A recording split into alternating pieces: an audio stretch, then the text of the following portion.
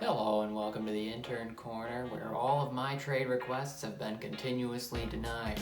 So today we're going to live through a man who is now my hero, James Harden. Now, as everyone knows by now, James Harden bitched, moaned, and attended all sorts of gatherings of various kinds of dancers until he got his way right out of Houston.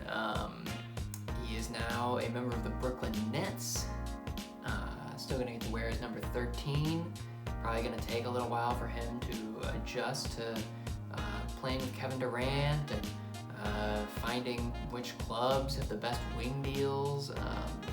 It's a new world for James Harden, and I'm excited to see what it looks like. But there's a lot of moving parts of this trade, so let's recap that really quickly. Okay, so the Nets got James Harden, the Cavaliers got Taurean Prince and Jared Allen, and then the Pacers got Karis LeVert, and the Rockets got Victor Oladipo, some scraps, and then enough draft picks to last them all the way through the eventual inauguration of President Dwayne "The Rock" Johnson, the second WWE Hall of Famer to grace the Oval Office.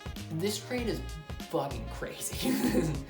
and it's nuts because this stuff feels like it's become so commonplace in the league. These kind of big blockbuster trades have just become sort of just a standard operating procedure for a league that has never been more about living in the moment than it is today. I don't know what happened, but it's like every general manager in the league got together, put on their little jammies, set up a projector, and watched Dead Poet Society together and said, "Oh, draft capital, my draft capital." I don't know what's going on, but for the next decade, we're gonna get to a point where there's just gonna be 5 teams making draft picks and 25 teams wishing they were dead. We're in the middle of a very weird era of basketball just because it's so new, where these players do have the ability more now than ever to decide where they're gonna work. And on one hand, I really do support players being able to take control of their own careers in a way that they've never been able to. But on the other hand, it got really ugly with James Harden to the point where they weren't going to let him play another game as a Rocket because he was just being so detrimental to the entire team with the way that he was carrying himself. And it's unfortunate because this is a city and franchise that really loved James Harden and gave him a lot. But at the end of the day, if you don't want to work somewhere, you gotta, I guess, find your way to a better situation. And James Harden did that, sort of. The Nets are a really weird team now where I don't think there's anyone in the league who will be able to defend that three-headed monster of Kyrie and James Harden and Kevin Durant. They're 3 of the best offensive players in the game, 3 of the best ISO players in the game who can all score from anywhere on the floor. It'll be interesting to see what kind of chemistry they can all develop together, but rumor has it Kyrie does intend to play basketball again this year. Who knows what that's gonna look like.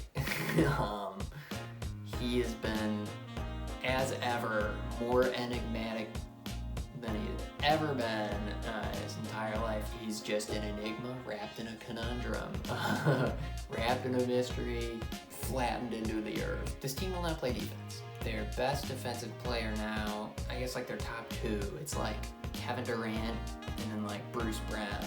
They're gonna outscore anybody just by the nature of those 3 guys being there. But I don't know, who can they guard? Jeff Green might be their center in the playoffs. DeAndre Jordan is totally washed. DeAndre Jordan must be a really fucking cool guy.